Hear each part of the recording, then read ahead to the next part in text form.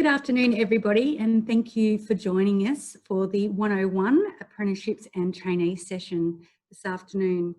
I would like to start by acknowledging the traditional owners of the land on which we are meeting today, as we video in from many different areas, and I pay respect to their elders, past, present and emerging, and I also extend my respect to any Aboriginal or Torres Strait Islander people joining us today. It's also important to note that today's session is being moderated and recorded with strict assurances to maintain privacy for all attendees in accordance with the principles of the Privacy Act and in line with the Department of Education's advice. My name is Vanita Taylor and I work with Wimmera Development Association, and it's my pleasure to lead this discussion today. I'd like to introduce our panellists. We have Shane Cross, who is the Business Development and Apprenticeship Consultant with Skill Invest. We have Ian Westhead, who is the Regional RTO Manager with Skill Invest. We have Steve Roberts, who is the Career Development Team Leader with MAS National. And we also have Claire Voigt, who is a Qualified Heavy Diesel Mechanic with Bellevue Trading. So thank you for joining us today, everybody, and thank you very much to all the students and teachers out there that have tuned in. It's great to have you on board. We'll get straight into it because we only have a short time. So we'll start with you, Steve. Just there's many students out there, I'm sure, that are wondering and watching whether or not they should be considering doing an apprenticeship or a traineeship in preference to going to university. So what are the key points that you think they should consider in their decision making? It really depends on the occupational outcome that they want to achieve. I mean, obviously there's certain occupations that you can't do through an apprenticeship or traineeship pathway, and certain occupations you can do through a university pathway. So, for instance, if they're wanting to get in something like the medical field or legal studies, that's more of a university pathway. But for the more, I guess you could say, if you're interested in a more hands-on kind of career, then an apprenticeship or a traineeship such as plumbing or carpentry or even working in the aged care sector could be a really good option for you as well. Okay, excellent, thank you. And staying with you, Steve, then can you explain to us the difference between an apprenticeship, a traineeship and a school-based? Sure. So the apprenticeships are more your traditional trades, so things like plumbing, carpentry, electrical, a lot of those more sort of hands-on trades. Traineeships are more your non-traditional career pathways, so things like IT, hospitality, retail, business administration, aged care, and a lot of those sort of healthcare support service roles, individual support, disability support, that all falls under traineeships as well. School-based is, you're basically doing an apprenticeship or traineeship while you're completing your secondary studies. So you'll be, it's normally a mix of going to TAFE, working with an employer, and also spending time at your secondary school. And it does vary depending on what year you're in as to how often you do each one. I mean, for instance, one year it could be you spend 2 days a week at secondary school, 2 days a week with an employer, and 1 day a week with TAFE. So it really does depend on what year level you're in and how far you're into your apprenticeship or traineeship you are. Okay, thank you so much, Steve. No worries. And over to you, Shane, for the moment. Can you then tell us the difference between an apprenticeship and traineeship, and then what one would refer to as like a normal job? Yeah, sure. So with the apprenticeship or traineeship, it's a great way for both getting qualified in a trade under a skilled professional, and you get paid while you do it. Now, with the apprenticeship, it's usually a 3 to 4 year deal. So usually 3 years of the 4 years could be 3 years of trade school, completed by, could be 6 to 8 week blocks, where the country people in the region here may have to go down to a trade school, for example, like the Gordon Institute, or go over to Bendigo or Swan Hill for 6 to 8 week, 1 week blocks for the year over 3 years. It's usually at a certificate 3 level it's structured on. Now the traineeship is usually a 12, 18, 24 month deal, completing their work on the job mostly. And a lot of the times under the traineeships, you can actually structure them if you want to lead it into an apprenticeship. So it's a good taster, or it's good for having a look to see if you really want to pursue any further qualifications. Now, with a normal job is going out 9 to 5, working, getting paid to do it. It could be kids working after school, casual part-time, full-time at Kmart, getting paid to do it. But if they do leave that and they want to go to another employer, they're only taking some experience with them. They actually aren't getting a qualification or a piece of paper to show that they've actually been taught from the bottom up, they're professionally skilled in those certain areas. So if you want to go off and do your own business one day, doing an apprenticeship or traineeship, you'll have the paperwork, but usually through a normal job, you'll get the experience that you won't take paperwork with you. Yeah, excellent. Thanks, Shane, for that. Well, Claire, we'll go to you now. You're a recently qualified heavy diesel mechanic, and congratulations on completing that qualification. That's absolutely wonderful. Can you give us, I guess, tell us a little bit about your role and how you decided that the apprenticeship was the way to go for you? Yep. So being a heavy diesel mechanic, I work mainly in the ag industry. So I get to work on anything from tractors to headers to spreaders, sprayers, basically anything in between. So I get a lot of variety, which is really good. And I chose an apprenticeship because I wanted to be in the industry that I wanted to work in straight away. So I didn't want to wait, for my 4 years of study to then get into the industry. Yeah. Excellent, thank you. And have you enjoyed the journey of your apprenticeship, and how's your sense of satisfaction now that you actually have that qualification? Yeah, I've absolutely loved it. But I always knew this is what I wanted to do, so I knew that I would love it, and I already had the passion for it. So yeah, it was really good to get the certificate at the end and to know that I was done. So yeah. Wonderful, thank you, Claire. So Steve, just back to you for a moment. Do you have to qualify to be eligible to do an apprenticeship or traineeship, or what are the prerequisites in order to actually obtain an apprenticeship or traineeship? There's not actually a sort of a qualification that you need to do in order to start an apprenticeship, but there are a couple of suggestions which I'm more than happy to share, and this is coming from employers that we speak to. So a lot of our employers are now asking for people who are committed to their studies. So completing year 12 is really, really important to a lot of our employers.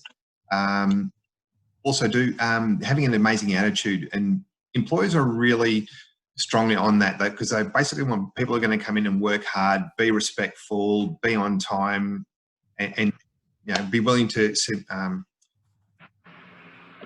go through and complete their qualification, because it's a big investment for an employer just to take on an apprentice or a trainee. The other thing which would be really helpful as well is consider doing a pre-apprenticeship course.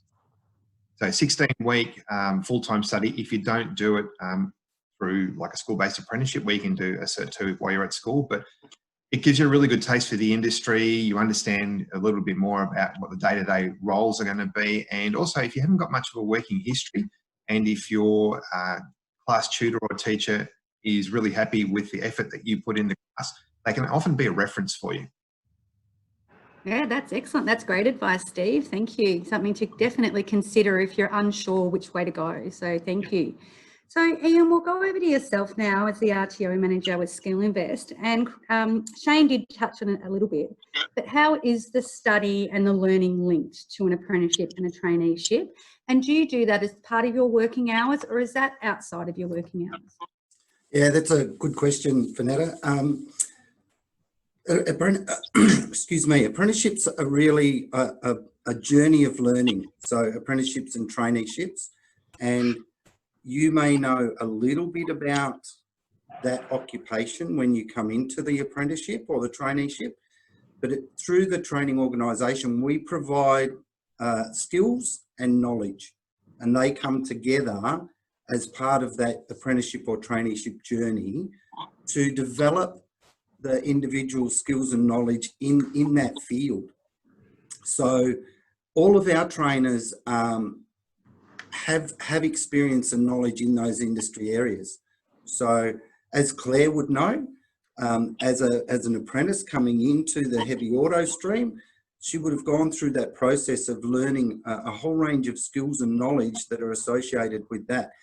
Part of that happens as on-the-job training.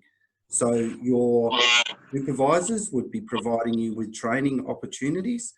But there's also an expectation on the apprentice to actually put that effort in themselves and do some of that work at home.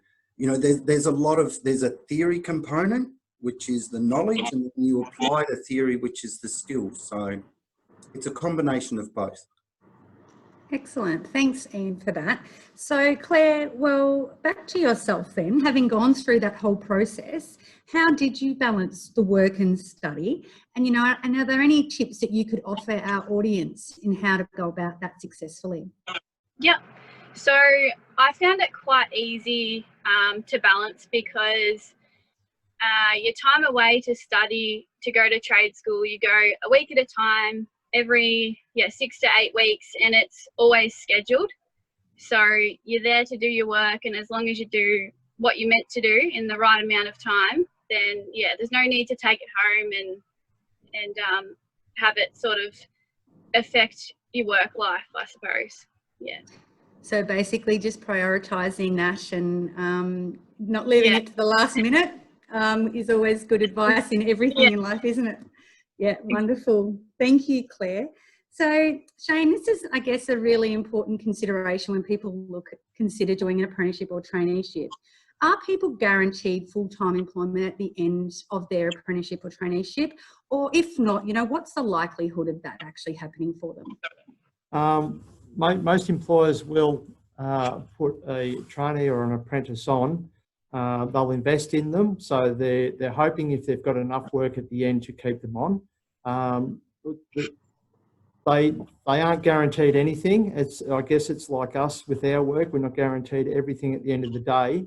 But if they show initiative, a good work ethic, show the right attitudes and do the right things, look, most people through the group training organisation do come out successful on the other end. So we're trying to push them through into full-time employment. So look, I haven't got a stat, but definitely, mostly would put them on full-time unless there's no work there. Excellent. And I guess, and if there isn't any particular opportunity to stay with that existing employer, they still have their qualification now, and then they can take that with them and go source employment opportunities elsewhere. Absolutely, yeah. And coming back through the group training organisation, yes, we'll get them referred to job agencies or registrations to help assist with further employment. Excellent. Thanks, Shane. Steve, another question I think that a lot of young people want to know when considering the apprenticeship and traineeship option is about the wage, because it is known as being a lower wage. But I think it's important that we do have that discussion and, you know, what their entitlements are as an employee in this situation. But also, once people are qualified, sort of how does their income stream change then? Questions. In regards to wages, yeah, it really does vary from trade to trade or traineeship to traineeship. There are certainly some that would pay more than others.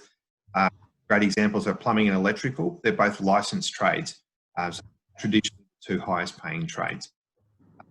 Our role as an apprenticeship centre, or as an ASN as it's technically known, is we can actually provide people around what pay advice or what pay rate should it be, because there's so many different circumstances around how much someone should get paid. You know, for instance, a second year apprentice gets paid more than a first year apprentice.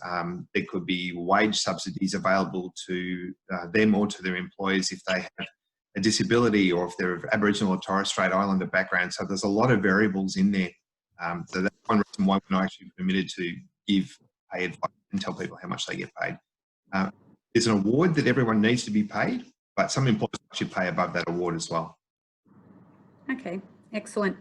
And I guess it's important to note too that quite often an apprenticeship or a traineeship wage may seem less than someone else who's working a casual job at, whether it's Macca's, Kmart, service station, whatever. But the potential for earning once you have your qualification is it does increase dramatically, obviously, once you do go through that training, that whole process, and come out with your qualification. Yeah, and the that's advantage, important. yeah, and you're right. The advantage of that is once you finish your apprenticeship, you're fully qualified in whatever field it is that you're in. So you can even start your own business if you wanted to. The other advantages too, going through that whole apprenticeship and traineeship model compared to casual work. Okay, maybe your hourly rate for casual work might be better, but you don't get holiday pay, you don't get sick pay, parental leave, anything like that as well. So there's a lot of benefits to actually completing a qualification, getting some great training, getting great support from your employers as well. Yeah, absolutely. Very, very important to take to consider when making these decisions as a young person. Okay, well, we've talked a bit about RTOs and GTOs and so forth, so we best explain what they actually are. So Ian, we'll start with yourself. Can you actually explain to us what an RTO is and the role they play in an apprenticeship and traineeship? Yeah, sure, Vanetta. The RTO is a registered training organisation. Excuse me. So we have to go through a process to be registered. We have a very strict quality control system in place. And as a training organisation, we can issue national qualifications. So if you do an apprenticeship in Victoria, and it might be like Claire in heavy auto, when that qualification is issued, it's recognised right across Australia. So that's the role of the training organisation. We work with the employer and we work with the apprentice. We develop a training plan, and that training plan is for the length of the apprenticeship or the traineeship. And our trainers go out on the job. So we visit trainees and apprentices roughly every 6 weeks, and we come out to the workplace. We provide the training on the job. As I said before, there's those theory components, and we work with the apprentice to actually develop their skills and knowledge. If there's any issues, we help them work through those processes and challenges as well. Excellent, thank you, Ian. And okay, now Shane, you best explain to us what a GTO is and what their role is in the whole process. Sure, Vanetta. The GTO is a group training organisation. So we actually work with the apprentices and trainees at school-based. We're the legal employer of the apprentices and trainees.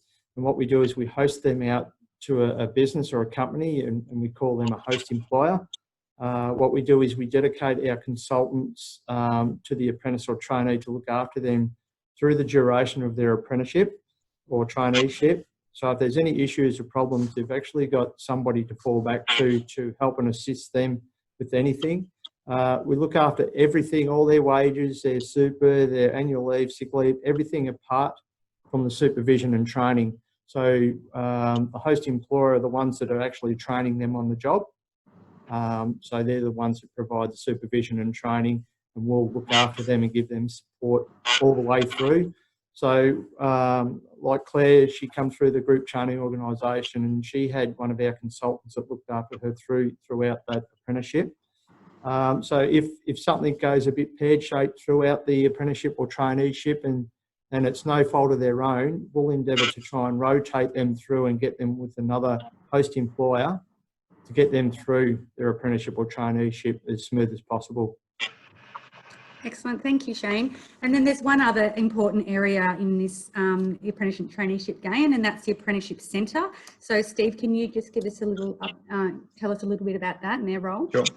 So we're officially known as an ASN, which is an Australian Apprenticeship Support Network provider. So our role is everything from, you can talk to us if you're not sure what you want to do with your career, because people in my team, for instance, we're actually qualified careers counsellors. So we offer free career advice and face-to-face sit-down sessions to help people map out their careers. If it's an apprenticeship pathway, then we can certainly help them try and potentially find an employer as well. We're not a recruiting agency, but we do have employers that do contact us looking for apprentices. We also work pretty closely with a lot of the GTOs as well, and we'll refer our clients onto GTOs. We help with the sign-up process, so we get the apprentice or trainee signed up into their apprenticeship or traineeship, and then we support them throughout the whole life cycle of that apprenticeship or traineeship. So we'll be in regular contact with them, similar to what Shane's team do at the GTO. Also too, if we notice at any particular time during the apprenticeship or traineeship that the client, that the apprentice or trainee is actually struggling, we do have mentors that can come in and provide additional one support as well. That's wonderful. So it certainly sounds like if a young person decides an apprenticeship and a traineeship is the way to go for them, that they certainly have lots of avenues for support, which is wonderful. Definitely. And I think the panel today, if we all looked, we'd all agree that, you know, there is a massive amount of support available to anyone that wants to undertake an apprenticeship or a traineeship. Okay, thank you, Steve. And so on that, where does a person start? If they want to really go look into this option seriously, who should they be contacting? And basically, Shane, Ian or myself are probably the best people to speak to. Or if Claire's got some time and she wants to take any calls or messages, I'm sure she'll be able to, but I know she's a busy lady. But yeah, we're all here from apprenticeship centres, we're here from GTOs, we're here from RTOs. So reach out to any of us. We'd be more than happy to help. That's wonderful. Thanks, Steve. And before we go to our questions, Claire, you know, are there any last final comments that you want to share with us, or anything that you would say to the young people out there, the students that are considering this option?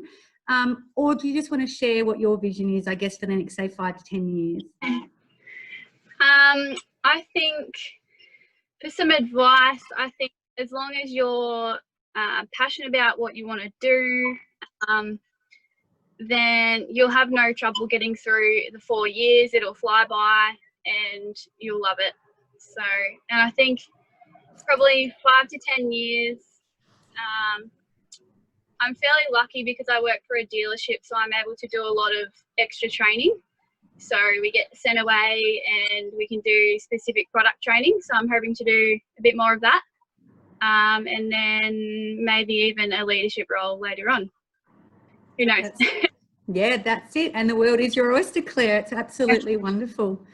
Now, we've had one question come through, and it's in regards to the building industry. So the question is, you know, what's a better pathway for your future if you want to be a builder? Is it VCAL or VCE? Someone like to reply to that for us? Yep, I'm happy to jump in there. Look, VCAL is a fantastic way to go, so you can get out there a day a week and get your hands dirty with some builders, even some work experience. And look, even if people decide to go down the track of doing VCE and they don't want to go off to uni or do what they've planned to do and want to become a builder, and they find it hard to get into the trade, by all means look at the pre-apprenticeship. The pre-apprenticeship, you can go off and do an 18-week course, you can get credits, it can shorten your apprenticeship, and you can actually get the taste of the hands-on into that trade. Excellent. Thanks, Shane. Great advice. And we've had another question come through. How does one go about getting an apprenticeship locally? So someone that wants to stay close to home, are there any particular areas, I guess, any industries that have more opportunities than others if you really want to stay in that local area? Yep. If they're at school, they really need to tap into their careers teachers. And as all the apprenticeship centres and the GTOs, we all work closely with the schools. So we get them registered and we have a registered list there. Yeah, they really need to get registered with us guys and talk to the apprenticeship centres as well. So we're in communication with each other all the time. So if there is positions that come up, we can have their name either registered with us or we'll put it out as an advertisement. And we send a lot of flyers into the schools and that's so they put them onto their websites and stuff as well. Okay, excellent. Thanks, Shane. And I guess we hear a lot in the news and local media about skill shortage. It's a term that you often hear, but maybe our young people don't actually understand what that means and what opportunities that can actually present. So would someone like to give us Steve, you're nodding there. Do you want to have a chat to us about what a skill shortage means and the importance, how that relates to apprenticeships and traineeships? Yeah, well, pretty much a skill shortage is exactly what it is. It's a shortage of qualified, skilled people in specific industries. There's actually a list called the National Skills Needs List, which has got 65 different industries across the country where there's not enough qualified tradespeople. That's including, you know, your traditional ones like carpentry and joinery, electrical, plumbing, hairdressing, bricklaying, landscaping, tiling, plastering. I could just go on. It's a really, really big list. And the government are really out there at the moment. Well, obviously with COVID, it's a little bit trickier, but the government are really trying to get more qualified or more people into apprenticeships and traineeships to help make up those skills gaps. And that's why the government are actually offering employers incentives to take on apprentices and trainees as well. So financial incentives. Wonderful. Thanks, Steve.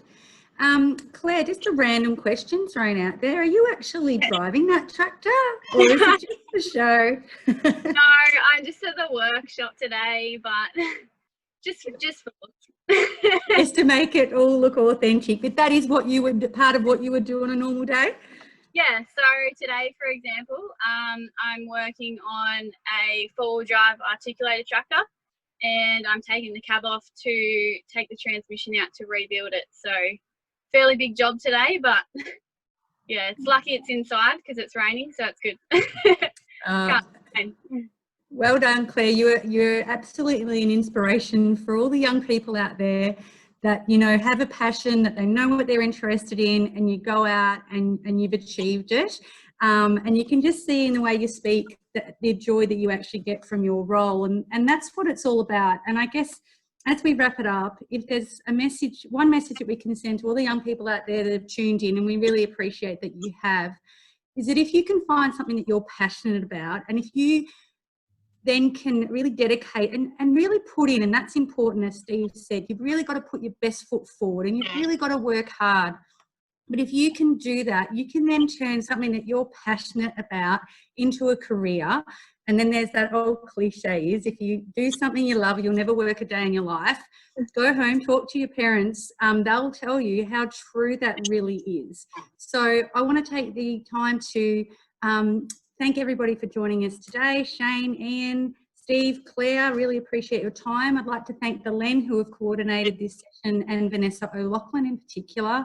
And of course to all the people that have joined in to listen today. I hope you've enjoyed the session, and I hope Steve and Shane and Ian get lots of phone calls and contact through the career advisors at the school in regards to possible opportunities for you people in the future.